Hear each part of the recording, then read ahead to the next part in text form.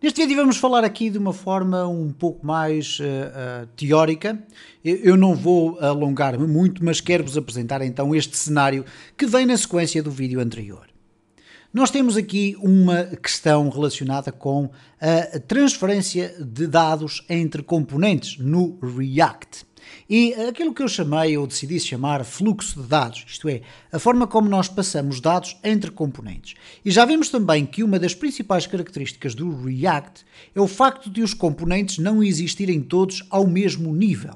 Nós temos componentes que são parent components, temos depois child components. E tradicionalmente nós de facto poderemos ter dentro de um parent component vários child components que estão, vamos dizer, na mesma hierarquia de valores, isto é, um parent component ter 3 child components lado a lado, vamos lhe chamar assim, mas podemos ter circunstâncias em que temos um parent component que tem por sua vez um child component. E dentro desse child component temos um outro child component e um outro child component e por aí fora. Bom, a informação e as imagens que eu vos vou mostrar aqui são imagens retiradas do site towardsdatascience.com e, portanto, eu não quero deixar de perder os créditos de quem fez as animações, mas estas animações penso que são muito interessantes para nós percebermos o desafio.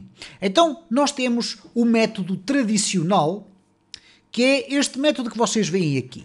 Nós temos, vamos olhar mais para a animação, este obviamente é o parent component, e quando existe uma alteração de um estado, essa alteração tem que ser canalizada lá para cima, e vocês vão ver que este loop está sistematicamente a correr. O que nós temos aqui são duas cores diferentes. State change initiated, ok? Isto é, o início da alteração do estado. E depois o state change, isto é, como é que nós vamos alterar isto tudo. Então reparem esta circunstância. A primeira parte da animação mostra uma alteração do estado aqui. Reparem, vai aparecer agora. E o que é que acontece? Ao aparecer agora o roxo, aqui, ok, vamos ver aqui a aparecer já de seguida, cá está ele passa para o método de cima, ou melhor, para o componente de cima, que por sua vez vai ter que passar para o de cima, para que ele depois possa distribuir para os restantes. Neste caso, este que aqui está funciona como um parent component. E este também como um parent component, só que também é um child daquele. Acontece aqui também uma parte da animação em que quando há uma alteração do estado aqui, reparem, alterou, passou para cima, passou para o parent component e ele depois é que vai começar a disseminar para os restantes. Este é o método tradicional que nós vimos no vídeo anterior, quando nós passamos de parent para child component através de props e passamos de child para parent component através de funções callback. Bom, perante esta dificuldade, porque na esmagadora maioria dos casos, quando criamos uma aplicação em React, vamos ter uma árvore de componentes bastante mais complexa do que esta que aqui está. E por conseguinte, imaginem o que é ter aqui uma fila de 10 ou 12 ou até 15 child components para termos que estar a passar toda a informação para trás e para o lado, etc. Seria muito, muito, muito complexo. E nós temos aqui um exemplo, vamos imaginar, esqueçam agora a animação, que queremos alterar neste componente alguma coisa para que seja refletida neste. Então nós temos que passar a informação deste para ali, este por sua vez passa para ali, este depois passa para baixo e este passa para baixo. Tínhamos aqui uma volta enorme, toda ela passada através de propriedades e funções callback.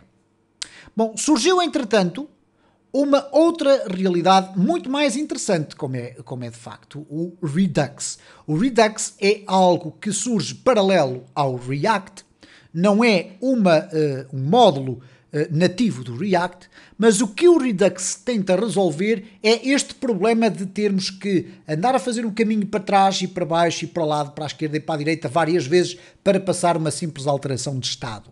O que nós temos aqui basicamente, a ideia é, nós temos uma central chamada Store, temos aqui uma área de produção, ou melhor, de um reduxer, ou como lhe queiram chamar, por isso é que se chama Redux.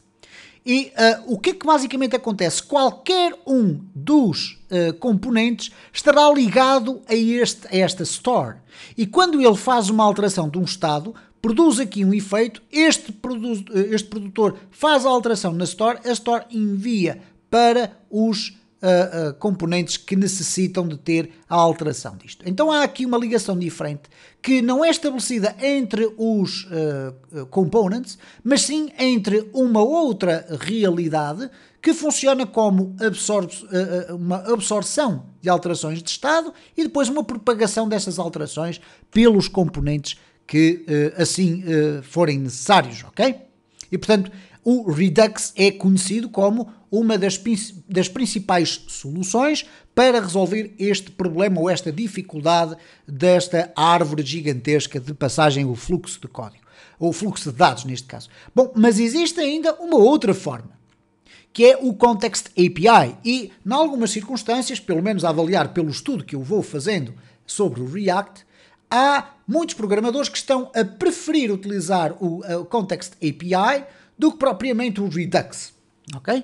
Porque já ninguém coloca em causa que Redux é melhor do que o método tradicional, isto é, este método que nós vimos aqui, bastante complexo. Então, entre o Redux e o Context API, há aqui, então, uma balança com os pratos num certo equilíbrio. Eventualmente, ou neste caso concreto, no Towards Data Science, o artigo que eu li, e que vocês também poderão ler se entrarem no Towards Data Science e procurarem informação sobre isto, vocês vão verificar que o autor do artigo, ele próprio diz que pela experiência que tem tido na utilização quer de uma, quer de outra solução, Redux e Context API, ele diz que preferencialmente está com tendência a gostar mais do Context API.